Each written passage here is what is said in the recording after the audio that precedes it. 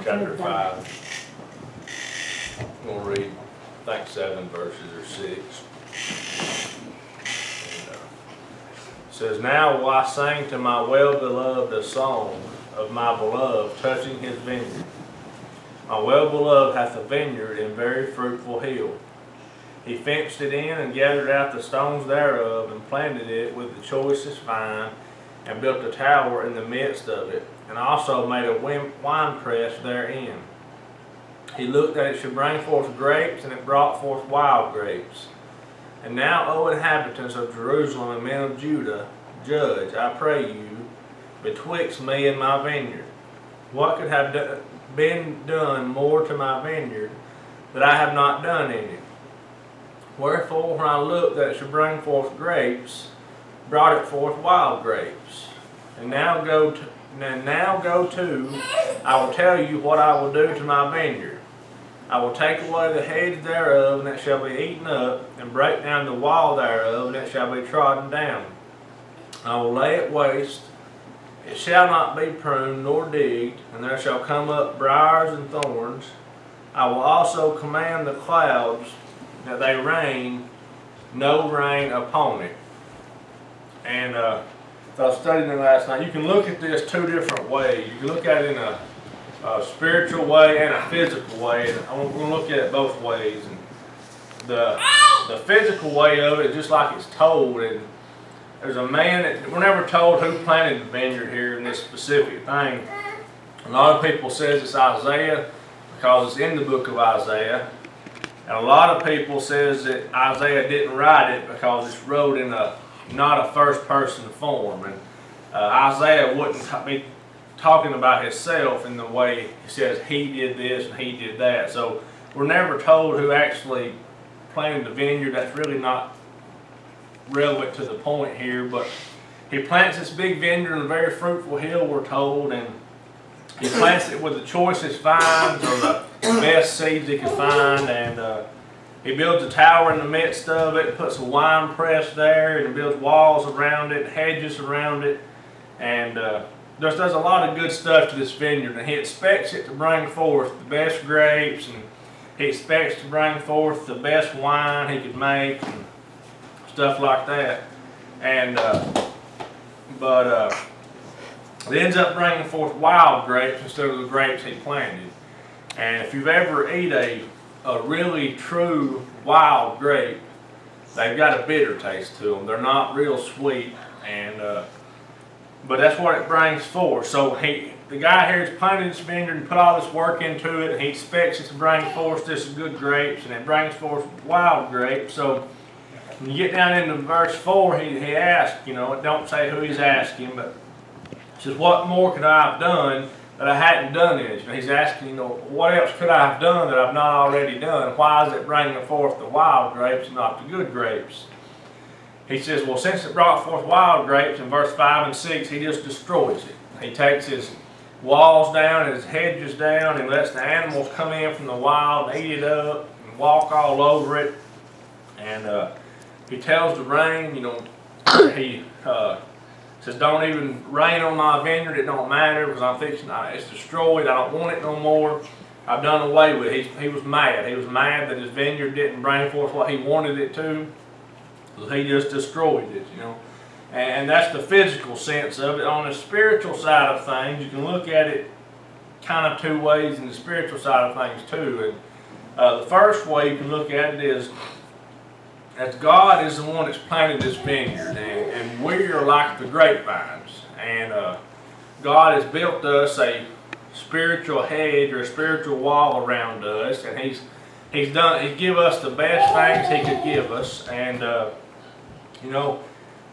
and if we don't do as God expects us to, which is accept Him as our personal Lord and Savior, we will be destroyed in one sense. We'll end up going to hell and burning for eternity. And of course, you're never really destroyed, I would say, because you burn for eternity. You never actually destroy, but in the spiritually speaking, you're destroyed. You cannot go to heaven.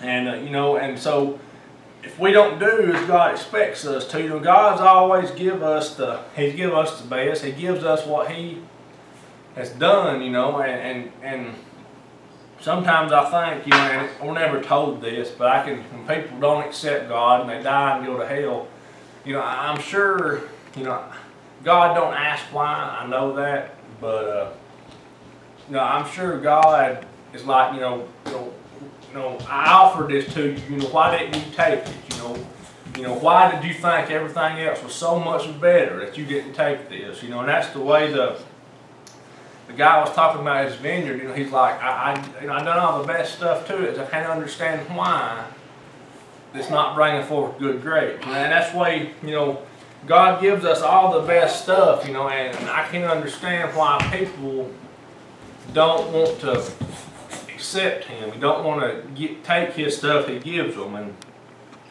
you know, and if you look at it another way, as God puts His hedges up, just as this guy took his hedges down and destroyed his vineyard, you know, the devil tries to destroy us too. He tries to take our walls down. If we're not careful, and we let our own walls down, let our own hedges down, then the devil will come in and destroy our vineyard like this guy did here, you know, and it says that it'll be eaten up and break down the wall, and it'll be trodden down and lay waste, you know, and waste is garbage. That's another word for garbage, and if we're not careful and we let our hedges down, let our walls down, and let the devil run over our spiritual lives, then we'll end up making our spiritual lives into garbage. And you know, and in order for us to maintain that spiritual wall, you know, God builds it and puts it around us, but we got to help maintain it ourselves. You know, God gives us the stuff, but there's also a part we've got to do. And you know, and part of that is, you know, staying in the Bible and talking to God and doing what He asks us to, and obeying Him and witnessing for Him, and doing our responsibilities as Christians and children of God this morning. And you know, in the world we live in today, you know, as we've seen it this weekend up here, there's so many people, you know, that's out doing stuff that's not right. It's not godly. That's just of the world. And if we let our hedges down, then we let the world come into our place. You know, we need to, you know, and this is just one sentence speaking. I hope y'all understand what I'm trying to say when I say this, but when we need to put up our spiritual wall that God builds us, maintain it, and we go out into the world and witness to people, we need to lock the spiritual gate. You know, we don't need to let the devil come in to us. We need to go out to the world.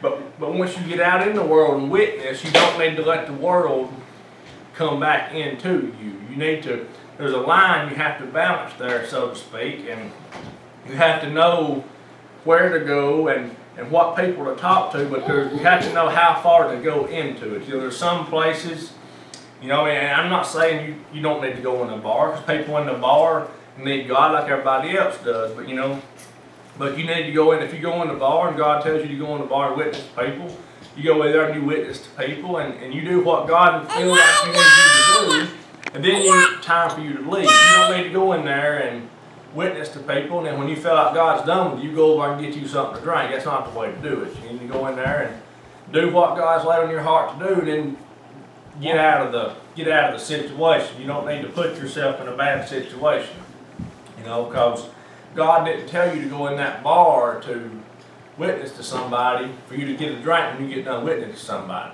Because if somebody sees you do that, then they're gonna say, well, why do I need to get saved? Because you're in here drinking beside me. What's the difference in the life you're living and the life I'm living? You know, and that's what happens when we take our wall down, take our heads down. Our spiritual vineyard gets destroyed this morning. And that's all I have this morning. Anybody got anything they want to say or anything? That was good. Bravo.